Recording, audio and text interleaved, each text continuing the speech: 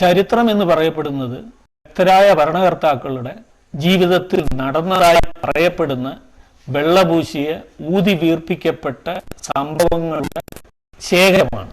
അതുകൊണ്ട് മിക്കപ്പോഴും സത്യം ചരിത്രത്തിന്റെ വരികൾക്കിടയിൽ എവിടെങ്കിലും ഒളിഞ്ഞിരിക്കുകയേ ഉള്ളൂ. വരികൾക്കിടയിൽ വായിക്കാൻ കഴിവുള്ളവർക്കും ചരിത്രം എഴുതിയ ആൾക്കാരുടെ മനസ്സ് വായിക്കാൻ കഴിവുള്ളവർക്കും മാത്രമേ ആ സത്യങ്ങളെ തിരിച്ചറിയാൻ കഴിയൂ.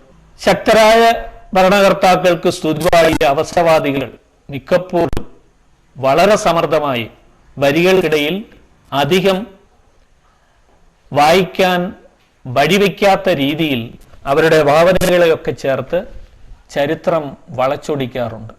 അങ്ങനെ ആടിനെ പട്ടിയാക്കുകയും പൂച്ചയെ പുലിയാക്കുകയും ആട്ടിൻതോൽ പോർത്തിയ ചെന്നായെ ആടാക്കുകയും ഒക്കെ ചെയ്തിട്ടുണ്ട്. പക്ഷേ കഴിവുള്ള നമ്മുടെ മുൻഗാമികൾ അതിനെയൊക്കെ മനസ്സിലാക്കുകയും അവർ പിൻതലമുറയ്ക്ക് അവർ എഴുതിയ കൃതികളിൽ അവിടെ ഇവിടെയും അതിനെക്കുറിച്ചിട്ടുള്ള സൂചന നൽകുകയും ചെയ്തിട്ടുണ്ട്. സത്യം എത്ര ആഴത്തിൽ കുഴിച്ചിട്ടാലും ഒരിക്കൽ അത് പുറത്ത് വരിക തന്നെ ചെയ്യും എന്നതാണ് പ്രമാണം.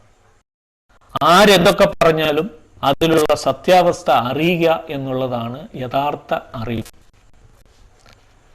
അങ്ങനെ ദൈവാധീനം കൊണ്ടും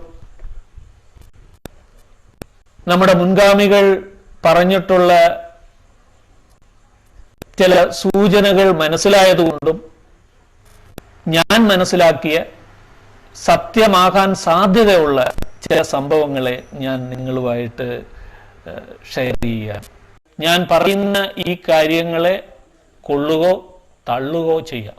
പക്ഷേ കൊള്ളാനും തള്ളാനും നിങ്ങളെ പ്രേരിപ്പിച്ച കാര്യങ്ങൾ നിങ്ങൾ ഞങ്ങളുമായിട്ട് ചർച്ച ചെയ്യും, ഞങ്ങളെ അറിയിക്കും എന്നുള്ള വിശ്വാസത്തോടെ